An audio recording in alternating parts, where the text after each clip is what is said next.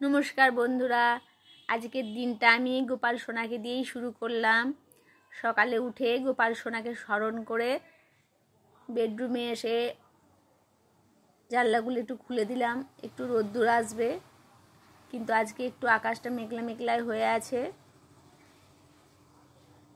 উঠে আমি গাছগুলো একটু জল দিয়ে দিচ্ছি। আজকে আমি বাড়ি থেকে বেরিয়ে যাইনি, কারণ ছোটো মেয়ে স্কুলে যায়নি, আজকে ওর শরীরটা ভালো নেই। ওই জন্য ঘরে থেকেই যেটুকুনি পারলাম ঘরের সকাল থেকে আমি কি কি করলাম সেটা আপনাদের সঙ্গে একটু তুলে ধরলাম। কারণ আজকে আমি বেশি টাইম দিতে পারিনি, বাচ্চাটার শরীর ভালো নেই, আমি একটু ডাক্তারখানায় যাব, সেই জন্য যেটুকুনি পারলাম।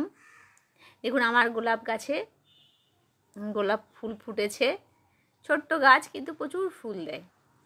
তো সব গাছগুলোয় উঠেই সকালে একটু করে জল দিয়ে দিলে সারাদিন আর অসুবিধা হয় না। কিন্তু এটা দক্ষিণ দিকে বারান্দা, তো বৃষ্টি হচ্ছে এত, কিন্তু এদিকে বৃষ্টিটা ঢোকে না, খুবই কমই ঢোকে। তো সব গাছগুলো সকালে আমি একটু একটু করে যতটা পারলাম জল দিয়ে দিলাম। আমাদের ফ্ল্যাটের বারান্দা বেশি গাছ তো আর ধরে না, তো যতটুকুনি গাছ ধরে সেটুকুনি লাগানোর চেষ্টা করি। রান্না করে ফিরে এলাম, আমার দুধ এসে গেছে, দুধটা গরম করে নিলাম। তারপরে আমার বর মহাশয় ডিউটি যাবেন, তো একটু ব্রেকফাস্ট, মেয়ে কলেজ যাবে, তাড়াতাড়ি একটু ব্রেকফাস্ট বানিয়ে নিচ্ছি। তো আমার আটা মাখা হয়ে গেছে, এবার আমি রুটিগুলো করে নেব। রুটি করব, সবজি করব। দেখুন আমার রুটিটা বেলা হয়ে গেছে। আপনারা কেমন গোল গোল রুটি বানাতে পারেন কমেন্টস করে জানাবেন।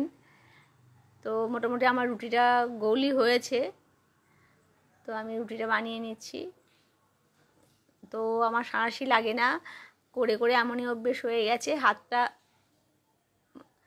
শক্তই হয়ে সাঁড়াশির মতনই কাজ করে হাতে আমার, সব কিছু সাঁড়াশি নেওয়ার টাইমও থাকে না। তো রুটিটা কিন্তু আমার একদম ফুলে ফুলে গেছে। আমি এক এক করে রুটিগুলো করে নেব। এক এক করে রুটিগুলো করে নিয়ে, কারণ বড় মেয়ে বেরিয়ে যাবে, বড় মহাশয় এখনই বেরিয়ে যাবেন, তাকে আগে মোটামুটি সব রুটিগুলো করে নিয়েছি। এবার একদিকে ভাত বসিয়ে দিয়েছি, ছোটো মেয়েকে ওষুধ দিতে হবে, তাড়াতাড়ি একটু ভাত আর আলু সেদ্ধ একটু বসিয়ে দিয়েছি। ওষুধ খেতে গেলে একটু ভাত দিয়ে দিলে কি একটু পেটে থাকবেও, আর খাবে নাকি জানি না, তাহলে একটু ভাতই খাইয়ে দেব।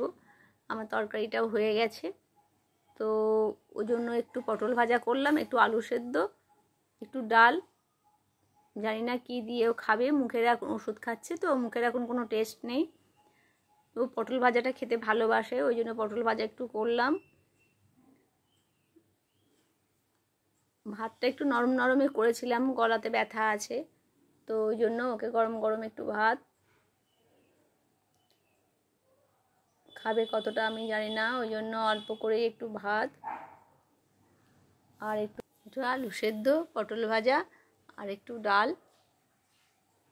সে এখন শুয়ে আছে, মুখ ধুয়ে এবার ডাকবো তাকে, দিয়ে দিলাম। ভাতগুলো গরম আছে, একটু ঠান্ডা হয়ে যাক। তো একটু পটল ভাজা খেতে ভালোবাসে, যেটা ভালোবাসে সেটা দিলাম, এখন কি করবে খেতে বসে আমি জানি না। তো একটু মসুর ডাল সেদ্ধ করে দিয়েছি। কাল রাত্রে অনেকটাই জ্বর ছিল, এখন কতটা কি খেতে পারবে এখন বুঝতে পারছি না, এখন খেতে বসলে বুঝতে পারা যাবে। তারপরে বড় মহাশয়কে তো টিফিনটা রেডি করে দিলাম।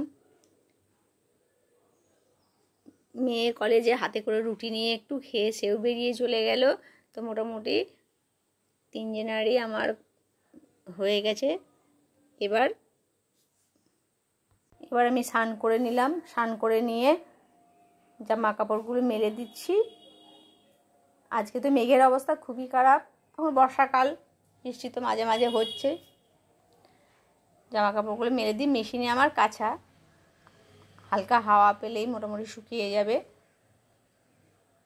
তো বেশি কাচিনি, ডেডিকার যেগুলো সেগুলোই কেচে দিলাম, কারণ আবার মেলারও অসুবিধা, আর ছাদে যায়নি ছোটো জায়গার মধ্যে। তারপরে এবার ব্রেকফাস্ট নিয়ে আমার খাওয়া শুরু হলো। মেয়েকে পাশে বসিয়েছি, ওর শরীরটা দেখতে পাচ্ছেন একদমই খারাপ হয়ে আছে। আজকে আবার স্কুলেও যেতে পারেনি, তো ওই জন্য উঠিয়ে নিয়ে এসে আমার পাশে একটু বসালাম। তো বন্ধুরা, আজকে ব্লগটা এই পর্যন্তই। ভালো থাকবেন আর সব সময় আমার সাথে থাকবেন। আমার ক্যামেরাম্যান আমার পাশেই বসে আছেন। ক্যামেরাম্যান আমার সব ছবি উনিই তুলে দেন আমার, কিন্তু আজকে ওনার শরীরটা ভালো নেই, তো আমার আজকে নিজে নিজেই আমাকে তুলতে হচ্ছে। তো আকাশের অবস্থা খারাপ হয়ে আছে, আর জানি না কতক্ষণ কি বৃষ্টি চলবে। তো ভালো থাকবেন, নমস্কার।